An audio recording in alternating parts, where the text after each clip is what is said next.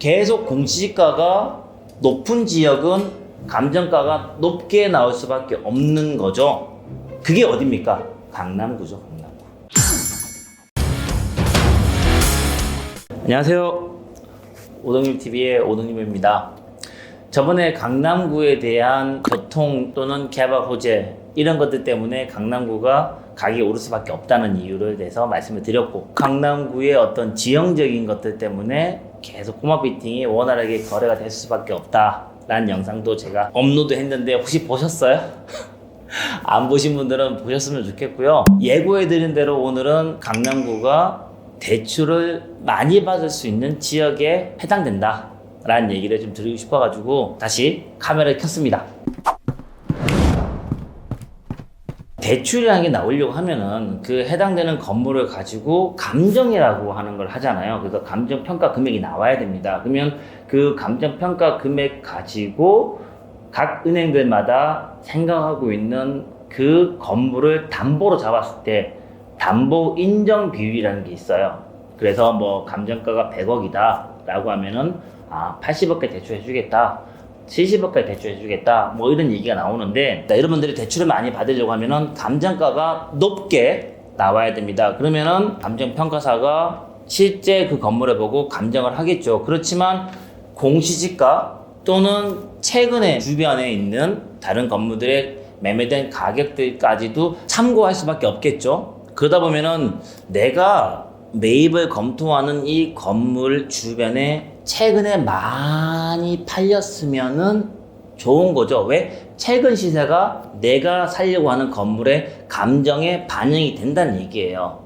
그러면 매매건이 많은 지역들 같은 경우는 최근 사례가 계속 반영이 되면서 감정가가 높게 측정이 될 수밖에 없고, 최근 매매 사례가 거의 없으면은 3년 전에 하나 팔린 게 있다, 또는 5년 전에 팔린 게 있다라고 하면 그걸 가지고 적용을 하겠죠. 그래서 매매 사례가 없는 지역은 감정가가 낮을 수밖에 없고, 매매 사례가 많은 지역은 감정가가 높게 나올 수밖에 없는 거겠죠. 그리고 매년 정부는 감정을 합니다.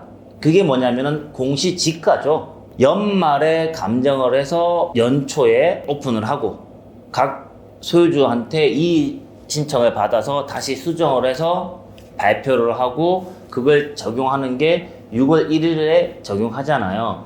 그러면은 이걸 하기 위해서 매년 감정평가사들이 감정을 합니다.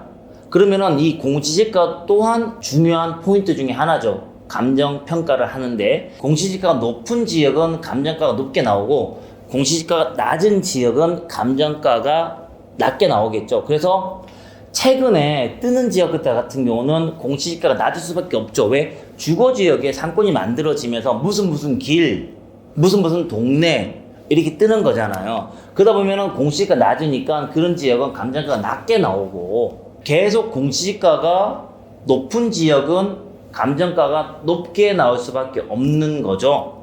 그게 어딥니까? 강남구죠, 강남구. 예. 그러다 보니까 자연스럽게 강남구가 감정가가 높게 나올 수밖에 없는 거고, 그리고 또 이게 꼬마 빌딩 거래가 붐이 일면서 많은 사람들이 강남구에 있는 건물을 사고 싶어 하다 보니까 강남구는 개발 사례가 더 많아지고 있어요. 제가 2015년부터 현재까지 서울의 전 지역에 매매된 사례들을 가지고 다 요건별로 지금 조사를 하고 있는데요. 먼저 구별로 조사한 것만 살짝 말씀을 드리면은, 강남구가 15년도에 있는 전체 서울의 28개 구 중에서 차지하고 있는 비율이 7%밖에 안 돼요. 20년에는 14%. 그래서 15년보다 2020년이 2배로 많이 팔렸습니다. 그러면은 다른 구의 매매 건수는 줄어들었다는 얘기잖아요. 그죠?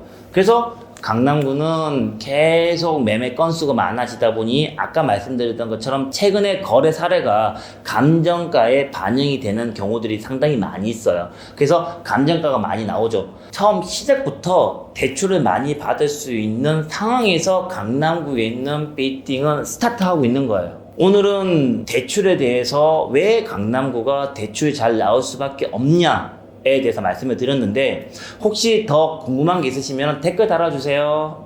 아니면 전화하셔도 돼요.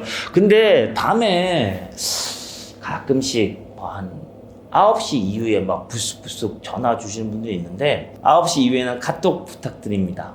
그러면 제가 성실하게 답변 드릴 테니까. 그리고 낮에 업무 시간에는 전화하셔도 됩니다. 가끔씩 전화하시면서 이 전화해도 되는지 모르겠는데 괜찮으세요? 뭐 이렇게 말씀하신 분들이 있는데 저 쉬운 남자입니다.